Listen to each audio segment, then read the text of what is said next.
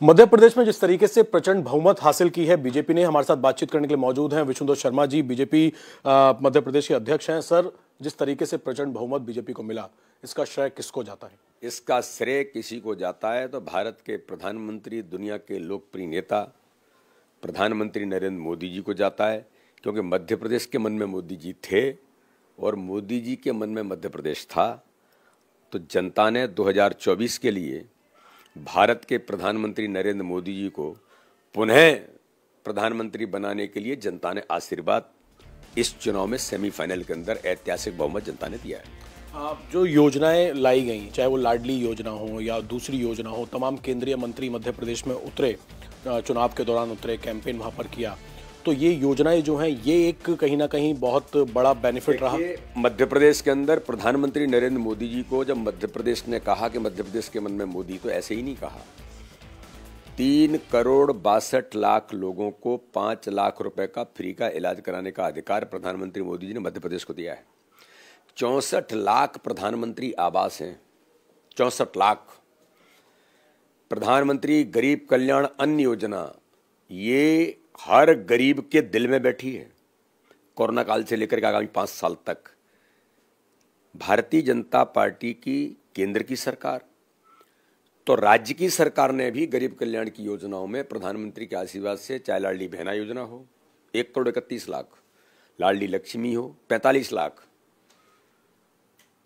Bharatiya Janata party की राज्य और केंद्र की सरकारों ने जो गरीब कल्याण की योजनाओं को अगर हम यूनिक नंबर लेते हैं तो 1,53,00,000 लोग मध्य प्रदेश के अंदर हैं जो प्रधानमंत्री और मुख्यमंत्री की गरीब कल्याण की योजनाओं के हितग्राही हैं। ये भाजपा की ताकत थी। इसको शायद कोई नहीं पहचान पा रहा होगा, लेकिन भाजपा का बूथ का तंत्र, जो अमित शाह जी की कुशल रणनीति पर मध्य प्रदेश के अंदर, मुझे गर्व है कि हमारे गृह मंत्री अमित शाह जी ने संगठन को जो बूस्टअप करने का काम किया, एक एक कार्यकर्ता को, और उनकी जो कुशल रणनीति थी, उस रणनीति पर हम सब लोगों ने जो काम किया, उसका परिणाम ये है कि प्रत्येक बूथ पर 51% वोट शेयर लाने का जो हमारा टारगेट था, जो अमित शाह जी बार बार जिसको हमें फोकस कर रहे थे कि चुनाव नहीं जीतना है, चुनाव तो जीतना ही है, प्रत्येक बूथ पर 51% वोट। आज मुझे गर्व है कि उनकी कुशल रणनीति, कार्यकर्ताओं की अथक मेहनत का परिणाम है कि हम 49% से ऊपर वोट शेयर भाजपा को मिला है। 101 सीट ऐसी हैं जो हम जीते हैं 163 में से, जिन पर 50% से ऊपर मत आया है। ये अमित शाह जी की रणनीति थी। 38 सीटें ऐसी हैं जिन पर 45 से 50% वोट शेयर हमको मिला है।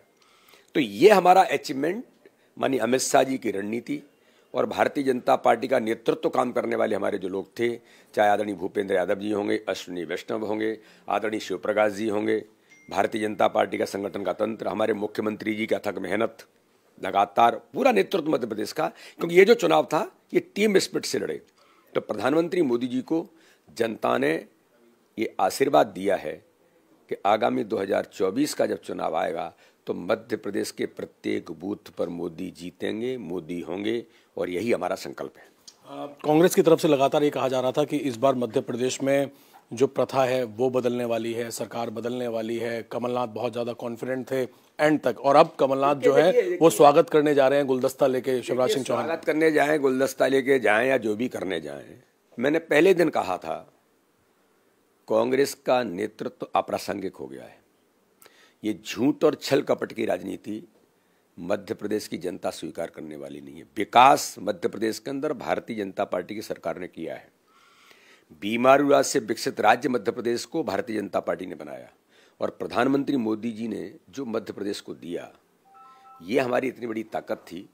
तो विकास और गरीब कल्याण, इसलिए केवल साइकोलॉजिकल बाल लड़ रहे थे। ये जीत रहे हैं। कोई ऐसा होता है, जनता जिताती है, और जनता का आशीर्वाद अगर जीत की गारंटी अगर किसी को दी है जनता ने, तो प्रधानमंत्री मोदी जी को दी है, क्योंकि मोदी जी ने गरीब जनता के कल्याण के लिए इस मध्य प्रदेश से लेकर के देश के अंदर काम किया है।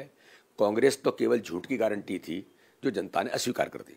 आखिरी और महत्वपूर्ण सवाल, इस बार सीएम पद की रेस में शिवराज सिंह चौहान और उसके अलावा और कौन कौन से चेहरे हो सकते हैं? भारतीय जनता पार्टी सामूहिक नेतृत्व पर चुनाव लड़ी है, और सामूहिक नेतृत्व पर चुनाव लड़ते हुए हमने टीम स्पिरिट से चुनाव लड़ा है।